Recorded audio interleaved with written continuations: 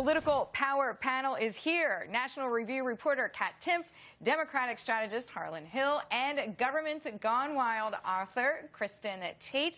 Welcome to you all Friday afternoon to chatting about politics. So, Kat, all right, we have two candidates in a race. I'm ignoring Sanders on purpose just for the moment. Disliked less.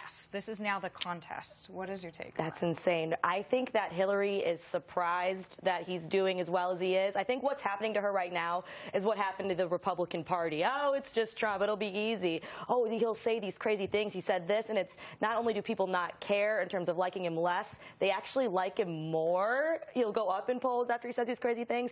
So what's happening to her is what's been happening, which is going to be a lot harder for her than she expected. So, Kristin, picking up right where Kat left off, so it seems as if Donald Trump has a lot of support with white males, and he spoke about that at the end. All right, so he needs to win over a few females, he needs to win over a few African Americans, and he needs to win over a few Hispanics to really, truly, let's say, have a very comfortable lead against Hillary Clinton. Can he do it? Absolutely, and I think see his likability continue to improve as he acts more presidential in the coming months. But I think it's really important to point out that this race is going to be all about mobilization. It's very easy when you're sitting on your couch watching the Kardashians to pick up your phone and say, oh yeah, I support Hillary.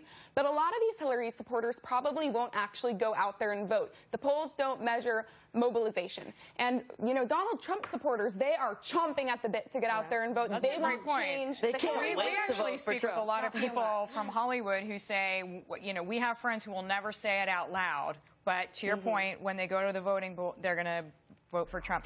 So, Harlan, let me bring Sanders back in on purpose because he is a Democratic socialist. You are our Democratic voice here, so brave guy. And he's pro Second Amendment. I mean, he's from Vermont. He's from a rural hunting and fishing state. So this is an interesting kind of crossover for that one issue. So I think it's really interesting. Actually, there are multiple crossovers for Sanders Democrats and Donald Trump supporters. I've spoken about this on air many times, saying that there's a lot of commonality between these two candidates, starting with the Second Amendment, going to campaign finance reform and talk about, reforming trade barriers. So I think that there's more commonality than meets the eye between these two. All right, let me go into the poll on something else about how much voters think that candidates care and want to help them. So I guess everybody is cynical nowadays. 42% think that Trump truly cares about them. 46% say that Hillary does. But, Harlan, almost to your point, the outsider versus the establishment candidate, are they on the same level now?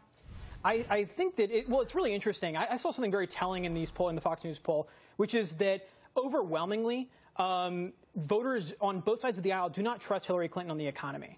And I think that that's because they don't trust her, period. I mean, that's her weakest link. But really interestingly, even Hillary Clinton doesn't trust Hillary Clinton on the economy. She wanted to out her economic policy to Bill Clinton. And so I think that there's this strain of anti-establishment fervor on both sides. And so I think it's very interesting that a candidate like Hillary Clinton is sort of irreparably tied to the status quo, whether that's the Obama administration or really her husband's presidency. Even though she walked that back. Okay, exactly. You're all staying here, which is a good thing for me. Thank you in advance. We have a quick break to take. Candidates Hillary Clinton, Senator Sanders fighting it out. Some say